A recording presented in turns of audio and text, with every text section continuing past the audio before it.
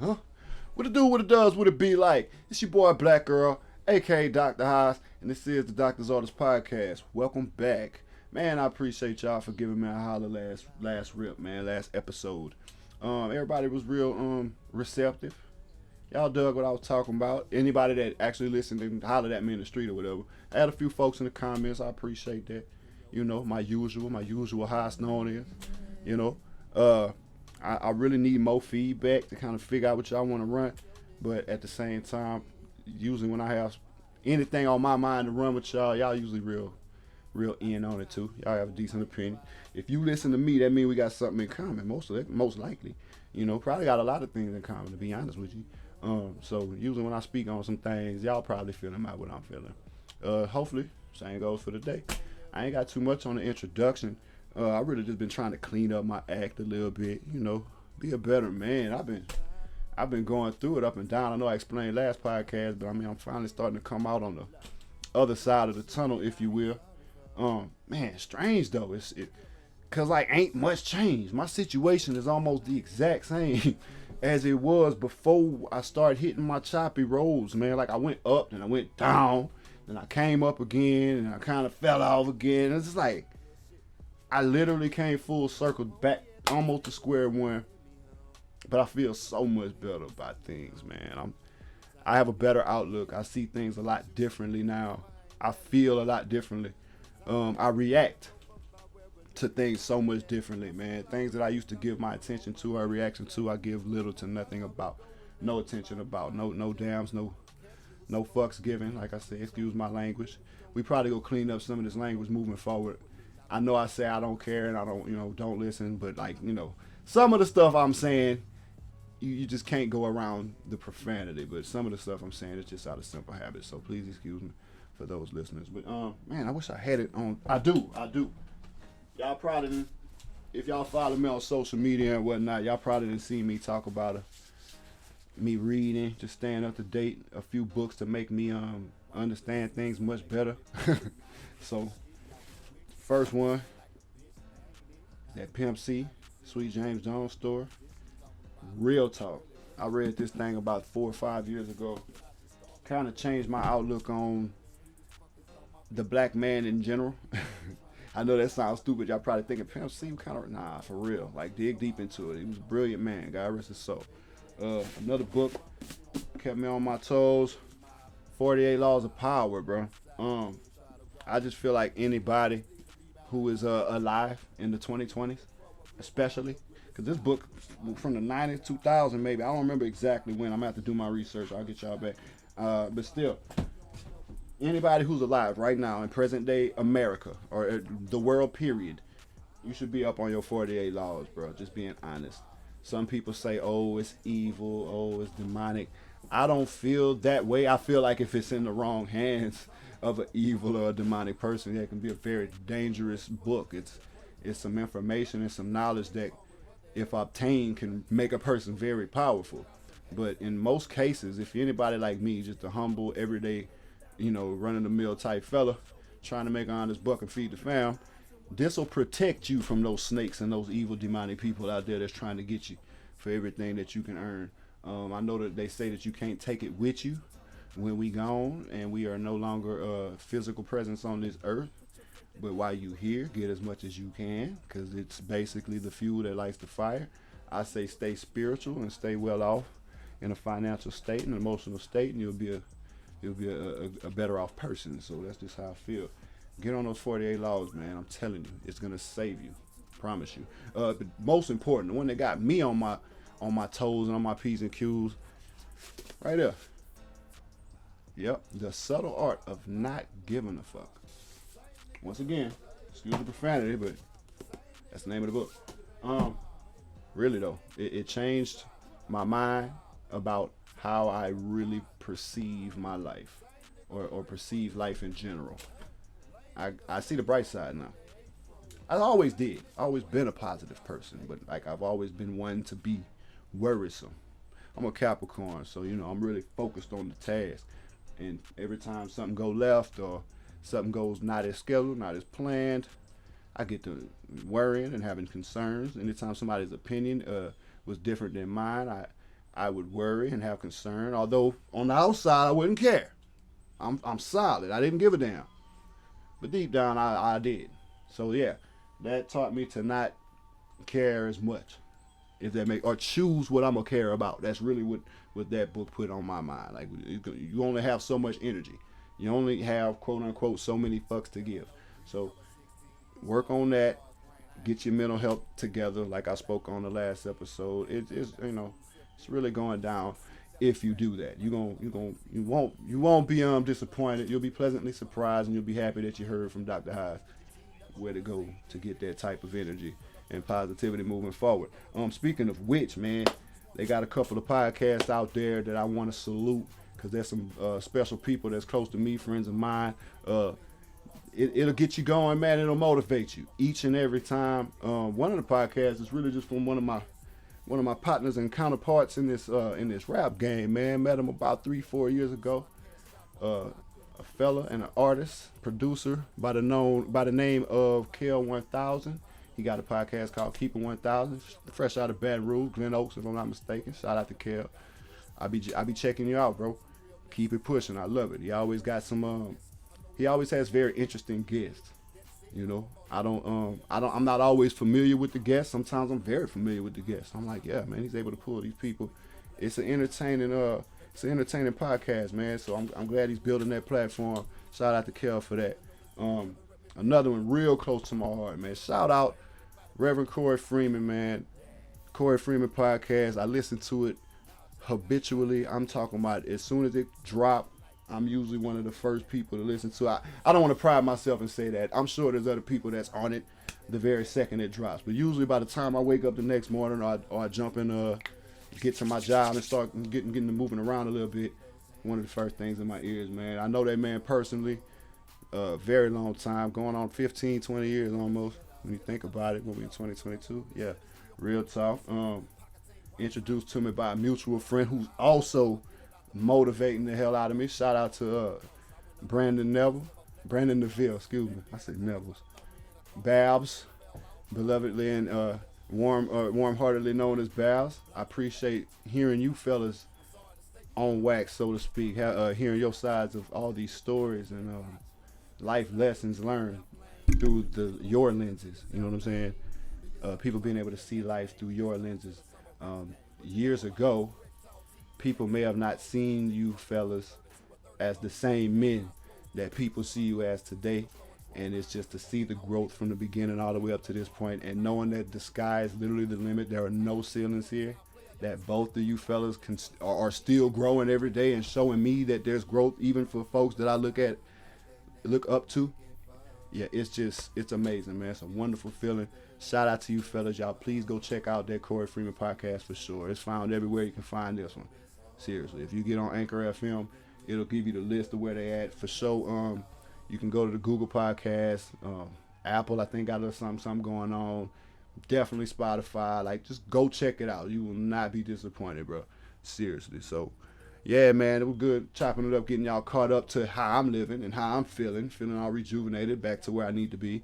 And we're gonna be back with the daily diagnosis. Got a few topics for y'all. Be right back, yo. Yeah, we back. Jumping into the daily diagnosis, I ain't gonna hold you. Kind of dark, honestly. It's a lot of bad news, not too much good news. I'm gonna start out with there's a comedian that I've been very fond of for the past year and a half, right around the time the pandemic started, by the name of Teddy Ray, man. Passed away about a week ago at the age of 32. He was a comedian based out of LA, out of Cali.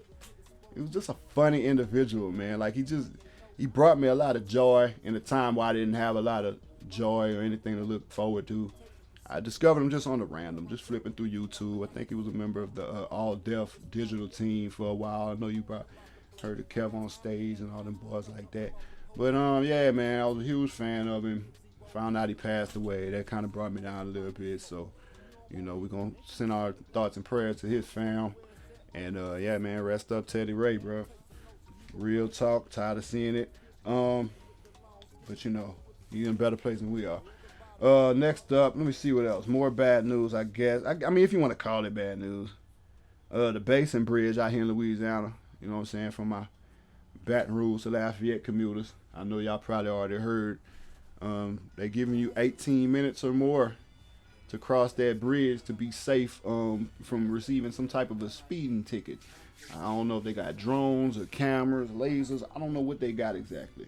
I don't even know if I wrote it down. But anyway, from start to finish, 60 miles per hour as a regular motorist in a regular personal vehicle. So I think the bridge is exactly 18 miles long. You got 18 minutes. Any faster than that, they gonna ship you a ticket because somebody's snapping a quick pic, snapshot of your license plate. They gonna run that thing, find your name and address, and boom, wake up one day, postman gonna have a fat ticket waiting for you. So y'all be careful on that Basin Bridge. I'm gonna have to holler at my CDL drivers out there. I don't know how that's gonna rock because I think they gotta go 55. So I mean, I guess apparently they got a little bit more time that they have to take crossing that bridge. Maybe like a 20, 22-minute thing. I don't know. It's something I'm gonna have to holler at them about, man. I got a lot of them out there, bro.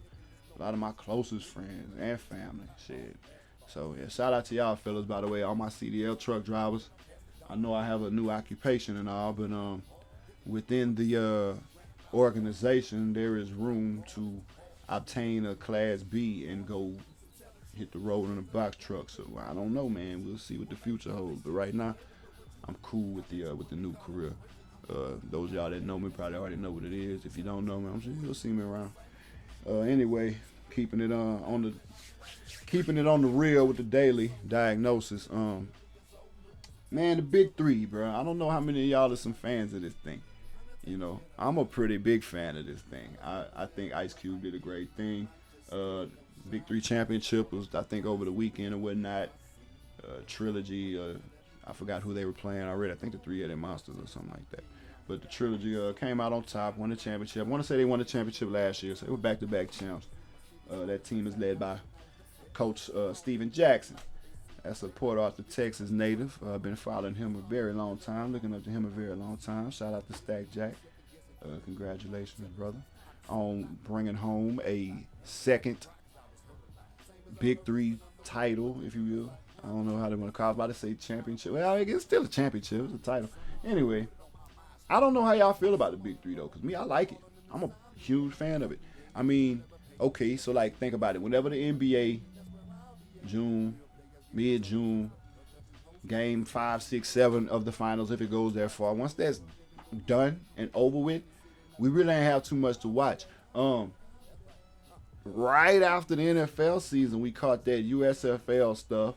You know, that was some decent football. Some of the fellas got a chance to put themselves through the combine and find their way onto some of these preseason squads. I don't know if any of them made the team or whatnot, but I guess we'll see. But just breaking it down some, you go from that NBA point where you see the last game mid-June and you don't see nothing till mid-August. I'm talking about no NFL. You get MLB, they got baseball. I don't know how y'all feel about baseball. I'm not huge on baseball. Seems rather boring, although, you know, it was America's game for the longest, so I gotta give respect where respect is due. But I'm more or less happy that they had the Big Three, some competitive basketball with a few familiar faces from my time growing up in the 90s and 2000. Some of those stars, you know, those retired NBA players, they come through, flex their skills, stay active, stay competitive. They can keep their competitive spirits flowing and juices going. It's a cool thing for me. I enjoy watching it. Some people say it's watered down. They got some of these young cats that wasn't quite good enough for the NBA, wasn't quite good enough for the D League. Might have had injuries in college, didn't quite pan out. Might have had a very short stint in the NBA, a year or two, or maybe less. You know, a lot of people saying it's not that type of thing, especially with it being 3-on-3, half court, yada yada. I don't know. I enjoy it. I really do. Like, I truly would come home on Sunday after work and be looking forward to the Big Three game for the whole better half of the second half of the summer. So, I don't know, man. Let me know some in the comments how y'all feel about that. You know, I don't want to call that one bad news. I think it's great news. You know, it made it through a fifth season. Like you just put a league together, mid 20 teens, and like it's survived for 5 seasons plus a COVID year in between all of that. Like you survived the COVID and everything. Oh yeah, bro. I'm for the big three. I feel like it's gonna be here for years to come. I hope it lasts. I hope y'all continue to watch it if you do, and if you don't, I suggest you give it a try, man. It'll be back around next season, right around the end of the NBA season, when we through with the real 5-on-5 competitive boys. Let's slow it down a little bit. Watch some of the uncles at the barbecue get it going on in the big three. So, like I said, man, y'all let me know. Um, I don't really have too much else for the daily diagnosis. I guess we just gonna jump into double dose, man. My topic for today, um, I guess off the top of the dome, the difference between something seasonal and something lifetime. So yeah, stick around. Coming back with it.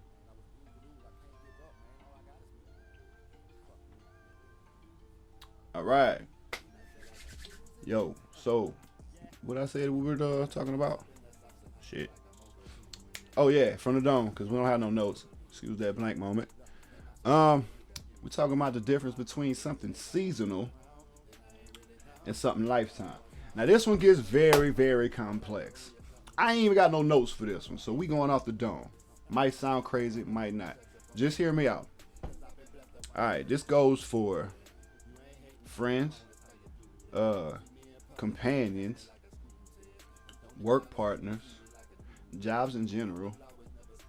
Um, I mean, the list goes on. What this can apply to. So take it how you want to, and just kind of hear my stance on it. Seasonal, to me, seasonal is something that's there for a moment. Moment can be short, as in a few seconds, a few minutes, an hour or so. Moment could be long, 5, 10, 15 years. Depends on how you chop it up. Hear me out. These periods of time, however long these moments last, these seasons, are there for some type of reason that I believe that the Most High has put together. Whatever that may be. Okay, hear me out. You get out of high school. Okay, you need a job. Now you just graduated high school in May. Your dream job is to be a veterinarian. Okay. So in order to become a veterinarian, you have to go to school, to college, get a degree, and I'm pretty sure you have to do some type of trained internship or on the job training to accumulate credits or what have you in order to become a certified veterinarian. I don't know these things, I'm just going off the dome. All right. Now, in order to do these things, you have to have a job. You have to work somewhere. You got to put some money in your pocket. So you go apply at the local McDonald's or something. All right, cool. Now you're 18. You might still stay with your parents. You might not have as many bills. You got your phone to take care of. Might have a little car, some insurance, gas, food for sure. You might want to go out. Might need some clothes. The list a mile long. Um, so you do that for the next year or two, maybe 3 or 4, depending on how long you're in school, depending on how long something else may come along. You might end up at the nearest Walmart. Okay, now you're not, frying fries. Now you're not flipping patties, taking orders. Now you might be folding clothes or stocking boxes or cashier, greeter. Nobody knows.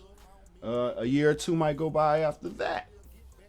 Might get a little job at a cafe, pouring coffee and shit.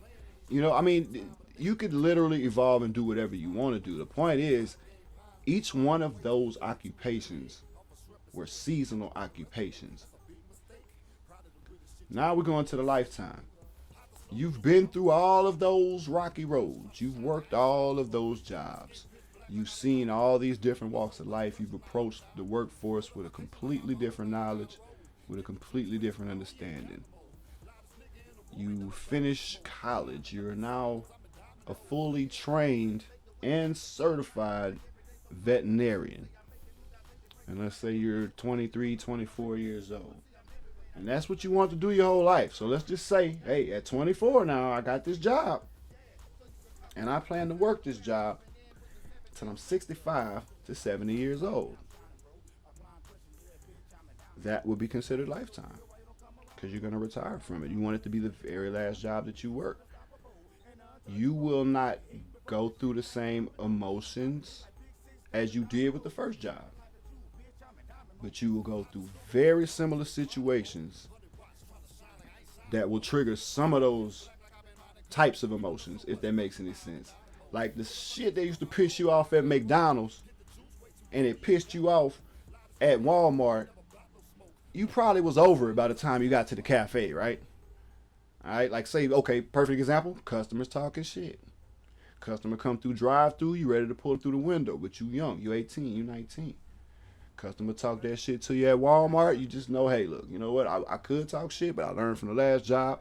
Let me just give her that little and roll my eyes, and I'm gonna go ahead and get on this walk in and call somebody that give a fuck, because I don't. You know what I'm saying?